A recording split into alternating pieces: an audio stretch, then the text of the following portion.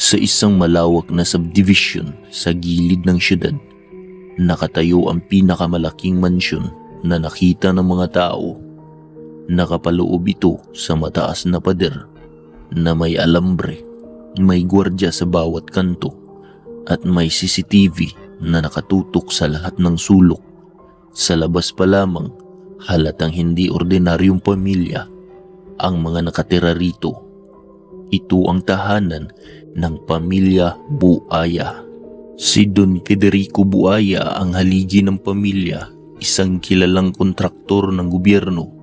Sa bawat proyekto ng kalsada, tulay, flyover at flood control, palaging ang kumpanya niya ang nananalo sa bidding. Pero kahit paulit-ulit na nababalita sa TV at dyaryo na sira-sira ang mga daang tinatapos nila, wala ni isa man ang nagtatangkang lumaban, sapagkat malalakas ang kapit ni Don Federico sa mga politiko. Ang kanyang asawa, si Doña Clarita, ay dating artista noong dekada 90. Kilala siya noon sa kanyang kagandahan at mga pelikulang punong-puno ng halina. Ngunit ngayon, ang kanyang ganda ay hindi na basta lamang panlabas. May ibang ningning sa kanyang mga mata, isang ningning na puno ng kasakiman at lihim na kasunduan sa kadiliman.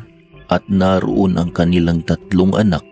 Si Franco, panganay, ay adik sa kotse. Bawat linggo, iba't ibang sports car ang dala niya sa universidad. Lahat imported, lahat mamahalin. Sa social media, libu-libong kabataan ang naiinggit sa kanyang lifestyle. Si Micaela, ang kaisa-isang babae, ay isang influencer. Araw-araw makikita ang kanyang mga post ng mamahaling bag, alahas at gala sa ibang bansa. Sa kanyang mga larawan, palaging may caption na, "Blessed One." Kahit ang totoo, ang yaman ng kanyang ipinagmamalaki ay galing sa laman ng kaba ng bayan. At si Joaquin, ang bunso, ay kilalang lasinggo at basagulero. Sa tuwing siya'y nalalasing, mahilig siyang mag-ikot sa lungsod, sakay ng mamahaling motorsiklo. Nananakit ng mga taong hindi niya gusto at walang pulis na nagtatangkang humuli sa kanya. Sa labas, mistulang isang tipikal na pamilyang biniyaan ng swerte at kapangyarihan. Ngunit sa loob ng kanilang mansyon, may isang lihim na hindi natutuklasan ng karaniwang mga mata. Sa ilalim ng mansyon, sa pinakailalim ng basement na tila isang dungyon, naroon ang isang malagim na altar. Ang sahig ay yari sa bato, kulay itim, at sa gitna ay may bilog na ukit na tila simbolo ng sinaunang sumpa. Sa paligid may mga garapon na puno ng dugo, mga buto at mga piraso ng balat ng tao. Dito sila nagtitipon tuwing gabi ng kabilugan ng buwan. Isang nilalang ang kanilang sinasamba, ang kanilang Diyos na si Tambaluslos.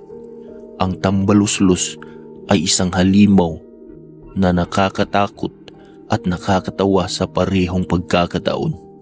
Malaking tao, palaging nakangisi at nakabuyangyang ang kanyang ari na abot hanggang lupa.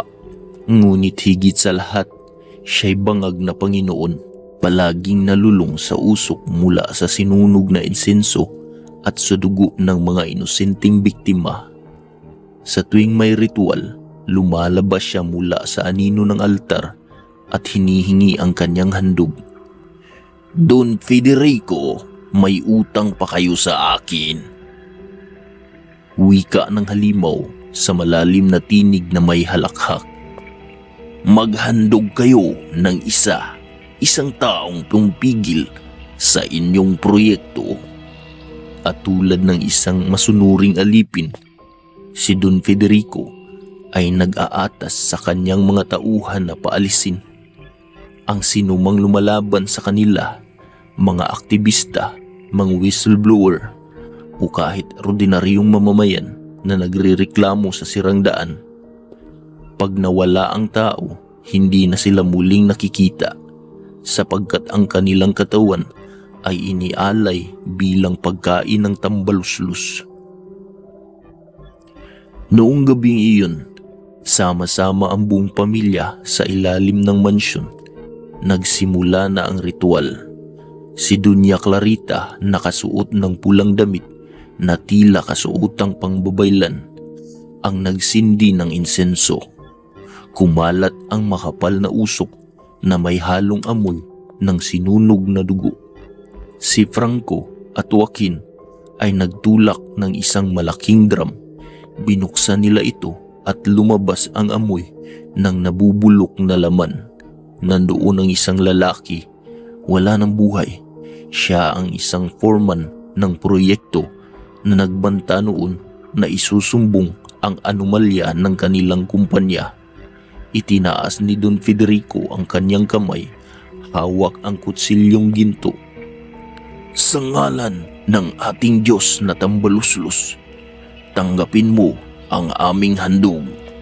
Sa sandaling iyon, gumalaw ang anino sa dingding. Dahan-dahang lumitaw ang halimaw. Malaki ang katawan, nangingitim ang balat, nakangisi ng malapad, at mula sa kanyang bunganga ay lumalabas ang usok ng bangag. Sariwa! Ungol nito habang inaamoy ang laman ng patay. Itinaas ng tambaluslus ang bangkay at kinain sa harap nila. Ang mga buto ay dinurog sa kanyang bibig. Ang dugo ay tumulo sa sahig at ang halakhak niya ay umaalingaw-ngaw sa buong basement. Magaling mga alipin! Magaling! Sigaw ng halimaw. Habang patuloy kayong nagbibigay, hindi kayo mawawalan. Ang kaba ng bayan ay magiging inyong palengke. Ngumisi si Don Federico. Yumuko si Doña Clarita at ang mga anak ay nagpatuloy sa pagkuha ng litrato na para bang isa lamang itong selebrasyon ng pamilya. Habang sila'y nagdiriwang, may isang tao namang nakatingin mula sa malayo. Si Carubin, dating empleyado sa kumpanya ng buaya. Dati siyang inhenyero, matapat at nagsikap para sa kanyang pamilya. Ngunit nang tumanggi siyang permahan ang isang piking dokumento tungkol sa mga materyales ng proyekto, siya ay tinanggal at tinakot ng mga buaya. Mula noon, nagsimula siyang magmasid sa kanyang mga mata. Hindi lamang pangungurakot ang ginagawa ng pamilyang buaya. May mas malalim na kadiliman ang mga ito. At ngayong gabi, nakita niya ang kakaibang liwanag na galing sa ilalim ng mansyon. Liwanag na hindi normal, liwanag na pulang-pula, tila galing sa apoy ng impyerno. Nagtagal siya sa dilim, nanginginig, ngunit pinangako sa sarili, isisiwalat ko ang lahat kahit ikapapahama ko pa.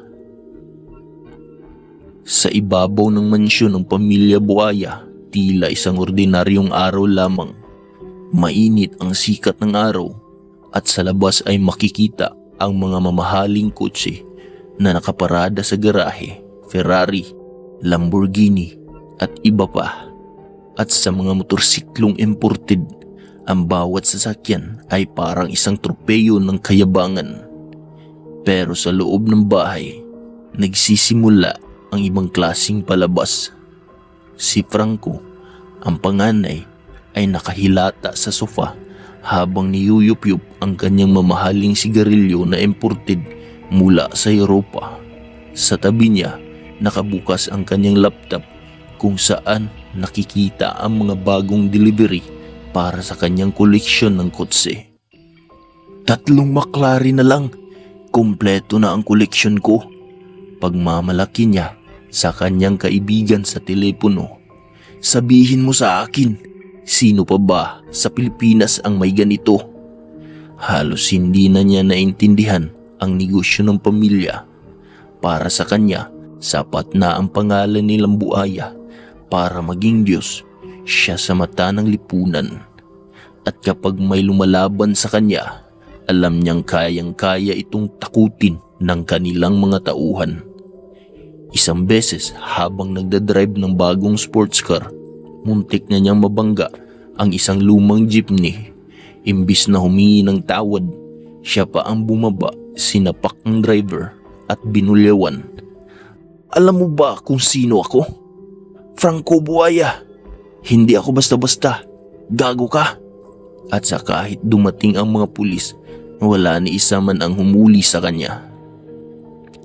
Samantala, si Micaela ay nasa kwarto niya, napapaligiran ng dusi-dusi ng mamahaling bag, Louis Vuitton, Prada, Chanel, na parang koleksyon ng laruan.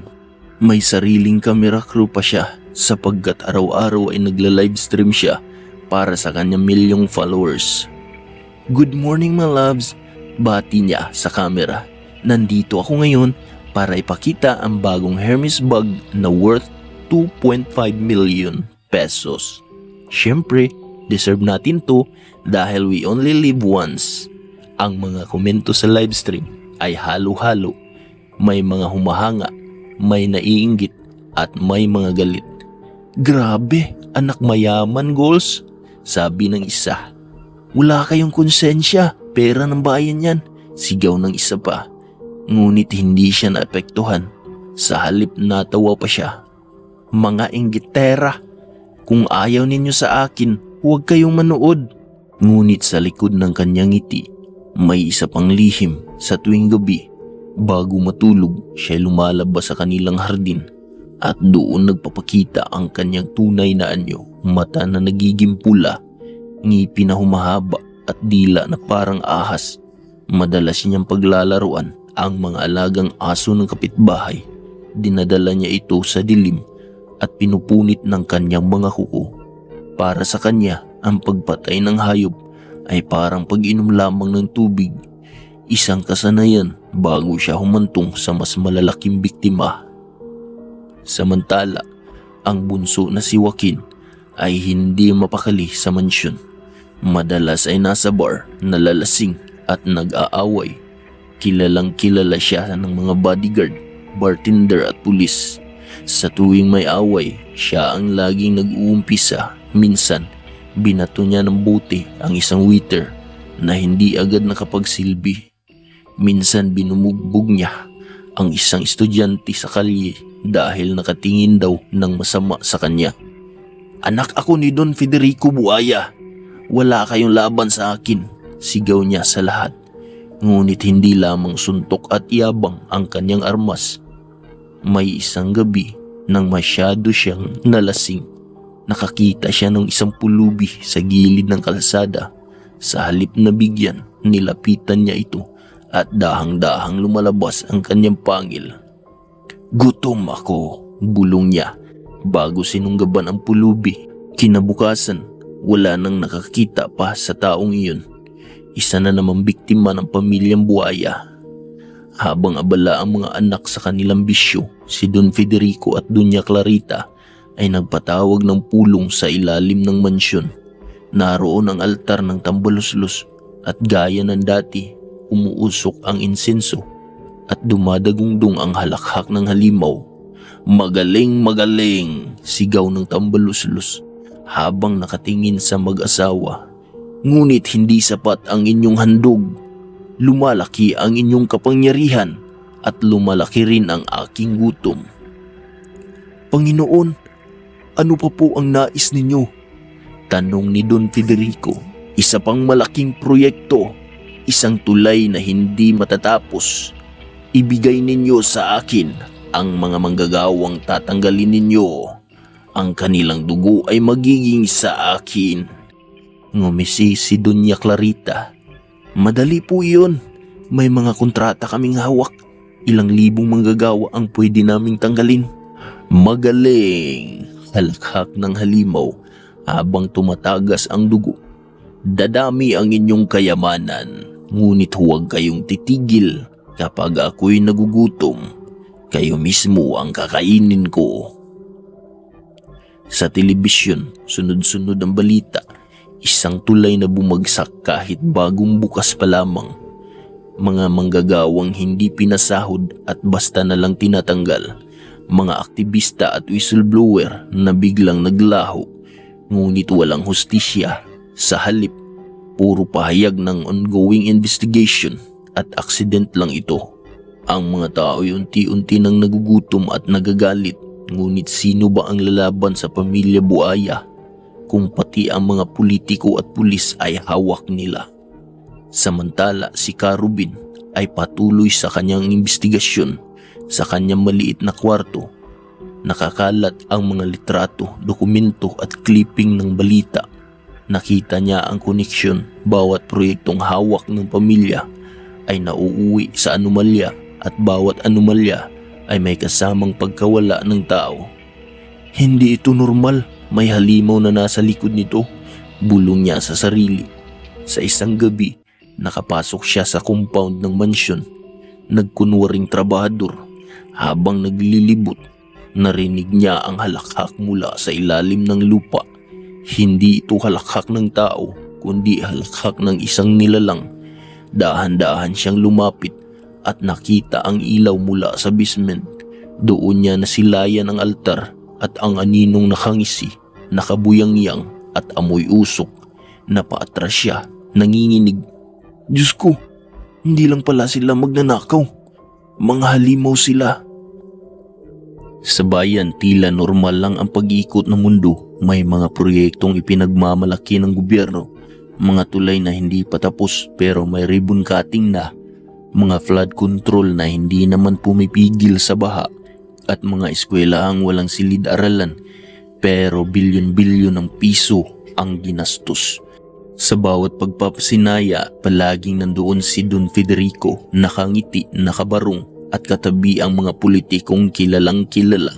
Sa harap ng kamera, mukha silang santo, ngunit sa likod ng ngiti, may nakatagong pangil at gutom na hindi kayang busugin ng pera lamang. Isang gabi, matapos ang isang ingranding party sa mansyon, nagtipon-tipon muli ang pamilya sa ilalim ng kanilang tirahan. Ang basement na iyon ay hindi na ordinaryo. Sa bawat ritual na ginagawa nila, mas lalo itong nagiging parang impyerno. Ngayon ay hindi lang usok ng insinso ang nakapaligid dito. May mga ilaw na kumikislap mula sa lupa, tila apoy na galing sa kailaliman. At mula sa altar, umaalingaw-ngaw ang malalim at nakalalasing na tinig.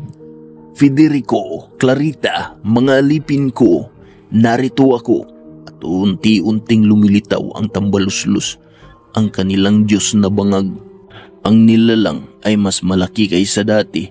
Ang kanyang katawan ay puno ng mga punit at sugat na parang hindi kailanman gumagaling. Sa bawat sugat ay lumalabas ang usok na amoy insinso. Ang kanyang mata ay pula at nakapako sa pamilya habang ang kanyang halakhak ay yumanig sa buong basement. Gutom ako, bulalas nito. Hindi sapat ang mga manggagawang inaalay ninyo. Hindi sapat ang mga nawawala.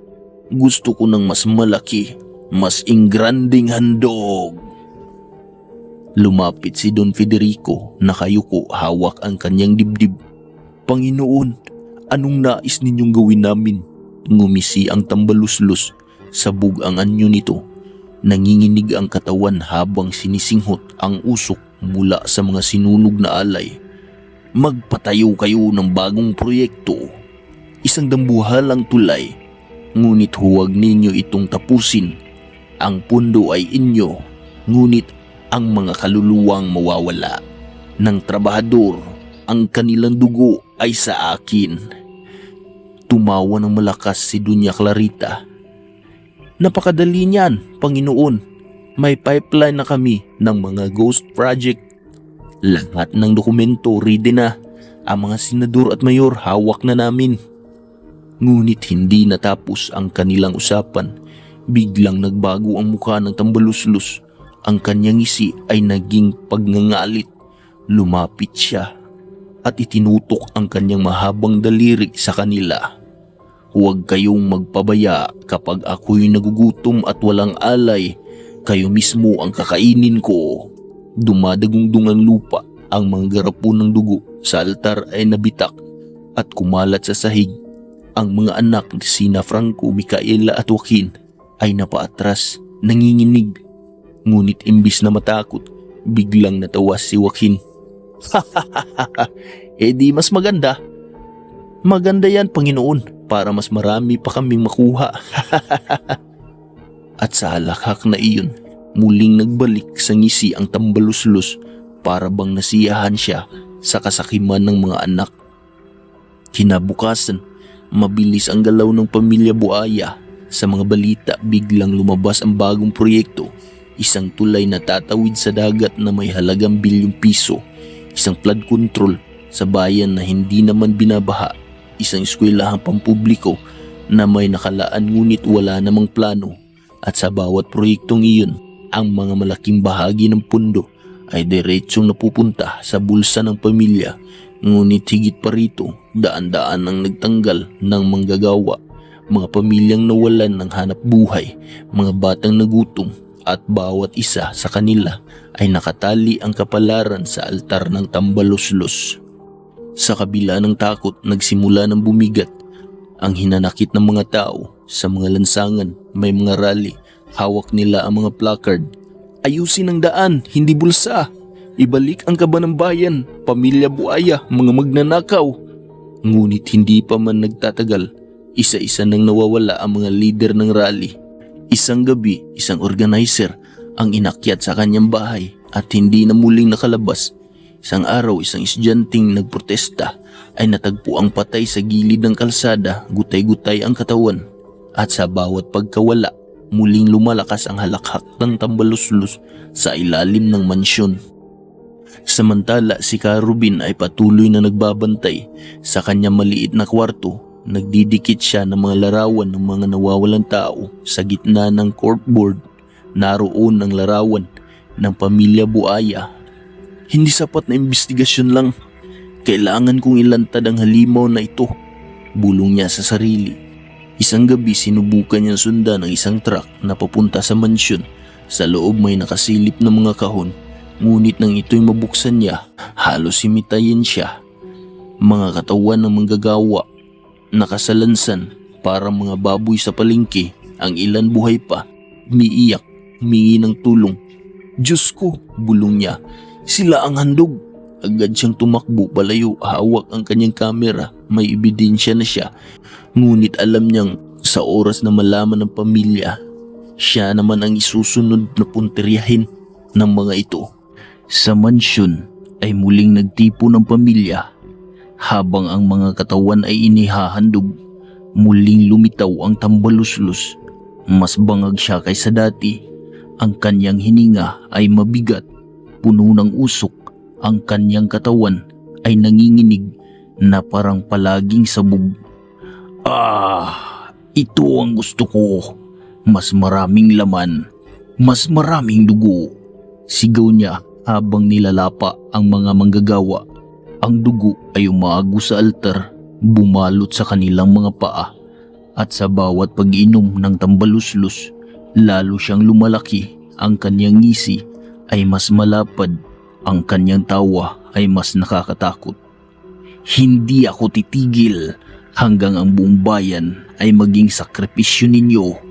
Bulalas niya at doon nila napagtanto, hindi lang sila magnanakaw, hindi lang sila aswang. Sila ay alipin ng isang nilalang na balak lamunin ang buong bayan. Habang patuloy ang kasiyahan ng pamilya sa kanilang altar, si Carubin ay nakahanap ng ilang kakampi.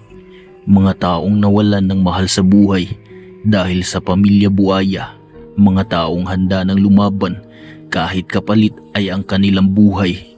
Hindi na ito tungkol sa pera, sabi ni Carubin. Ito'y tungkol sa kaluluwa ng bayan. At habang naghahanda sila, ang pamilya Buaya naman ay lalong nagiging uhaw sa kapangyarihan. Walang pakialam kung ilan ang mawawala, basta't hindi magutom ang kanilang Panginoong tambaluslos at bangag. Sa unang liwanag ng umaga, tila na nahimik ang buong bayan. Ngunit sa ilalim ng katahimikan ay kumikurot pa rin ang mga sugat na iniwan ng pamilya Buaya. ang kanilang kasakiman ay nagdulot ng gutom, pagkasira ng kalikasan at pagkawatak-watak ng mga pamilya. Ang mga proyekto nilang kalsada, tulay at gusali ay mistulang mga bulok na kalansay ng isang bangungot at itinayo sa pawis at dugo ng mamamayan. Ngunit hindi alam ng lahat, ang gabi bago iyon ay hudyat ng pagsilang ng bagong yugto. Ang tambaluslos na kinilalang Diyos ng pamilya Buaya ay bumangon muli mula sa isang madilim na alay. Sa gitna ng kanilang mansyon, ginanap ang isang ritual, nagsilbing mga sakripisyo. Ang ilang manggagawang hindi nabayaran ng pamilya, ipinako ang kanilang katawan sa mga puste ng bakal, habang ang dugo nila ay tinipon sa isang gintong planggana. Ang mga anak ng pamilya Buaya na kilala bilang mga Nipo Bibis ay nag-awitan at sumasayaw habang ang kanilang bangag na Panginoon ay dumadagundong sa katahimikan ng gabi. 1,000 taon ang ating pag-angat, walang makakapigil sa pamilya Buaya, sigaw ni Don Federico, ang patriarka ng pamilya. Ngunit sa kabilang dako ng bayan, sama-sama namang nagtitipon ang mga matatanda, mga mangingisda at magsasaka sa pangunguna ng isang matandang albularyo na kilala lamang bilang si Manong Basilio, kasama si Carubin. Kanilang pinaghandaan ang huling pagtutunggali sa matagal na panahon na pinanatili ni Basilio ang lihim na may lahi siya ng mga sinaunang babaylan. Sa kanyang mga kamay ay hawak niya ang mga gamit ng kanyang mga ninuno, isang itak na may ukit ng mga sinaunang baybayin at isang piraso ng bato ng liwanag sa dilim, ang mutya ng katotohanan. Kinabukasan, isang kakaibang ulap ang bumalot sa bayan. Ang mansyon ng pamilya Buaya ay tila isang palasyo ng kadiliman. Sa paligid nito, nagsulputan ang mga nilalang na inalagaan ng kanilang Diyos, mga aswang na may matutulis na kuko, tikbalang na may matang naglalagablab, at mga bangkay na muling binuhay upang maging sundalo. Ngayon ninyo makikita ang tunay na kapangyarihan ng pamilya Buaya, sigaw ni Don Federico habang nakatayo sa kanyang balkonahe. Lumapit sa kanya ang kanyang babaeng anak na si Micaela, kilala sa social media bilang isang fashion influencer. Papa, sigurado ba kayong hindi sila makakapalag? Nakakatakot din ang mga taong nag-aalsa. Anak, sagot ni Don Federico, walang laban ang masa laban sa kayamanang hawak natin. Sila ay pagkain lamang ng ating Diyos.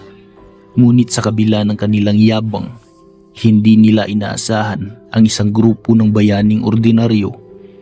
Pinangungunahan ni Manong Basilio ang mga mamamayan, dala ang mga sibat na nilulublob sa banal na langis, mga krus na gawa sa kawayan at mga dasal ng kanilang mga ninuno.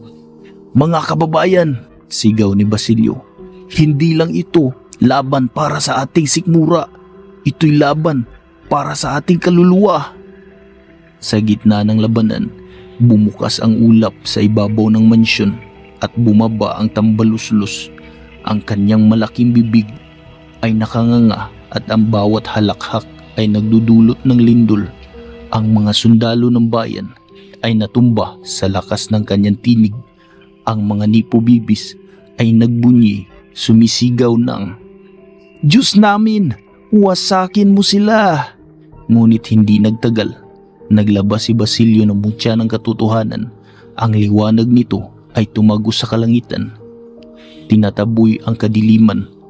Tumigil ang halakhak ng tambaluslos at napaatras ito. Hindi ako matatalo ng isang hamak na bato, sigaw ng Romualdez na tambaluslos. Ngunit bawat pagdasal ng mga tao, bawat panalangin ng mga inaping manggagawa ay nagiging apoy na sumusunog sa balat ng halimaw. Unti-unting nadurog ang kanyang katawan hanggang sa tuluyang nagliyab at naglahong parang abo na tinangay ng hangin. Nang makita ng pamilya Buaya ang pagbagsak ng kanilang Diyos, Nagsimula silang magtakbuhan. Ang mga mamamayan ay sumugod, hawak ang kanilang galit at paniningil. Isa-isang nahuli ang mga anak ng pamilya, ang kanilang mansyon ay sinunog, ang kanilang mga sasakyang mamahalin ay sinunog din ng apoy. Si Don Federico at Doña Clarita ay lumuhod sa harap ng bayan. "Maawa kayo, kami ay tao rin lamang, nagkakamali." Ngunit sumagot si Basilio, "Nagkamali kayo ng paulit-ulit at ang pagkakamaling iyon ay binayaran ng pawis at buhay ng inyong kapwa. Hindi ka tao, ikaw ay halimaw." Sa huling sandali, tinupok ng liwanag ng katotohanan ang pamilya Buaya. Natabunan ng abo ng kanilang sariling kasalanan. Lumipas ang ilang linggo, muling itinayo ng bayan ang mga kalsada at tulay. Ngunit ngayon, hindi na mula sa pandaraya kundi sa sama-samang lakas. Ang lupa ay muling sumibol ng ani, ang dagat ay muling nagbigay ng masaganang huli. Sa gitna ng bayan, itinayo ang isang maliit na bantayog, isang bato mula sa mutya ng katotohanan na nagbigay liwanag sa kanila. "Hindi na maulit ang kasakiman ng pamilya Buaya," wika ni Basilio habang nakatingin sa bagong umaga. "Dahil natutunan natin na ang tunay na kayamanan ay nasa pagkakaisa, hindi sa bulsa ng iilan." At sa wakas, matapos ang mahabang panahon ng pananamantala, ang bayan ay muling huminga ng malaya.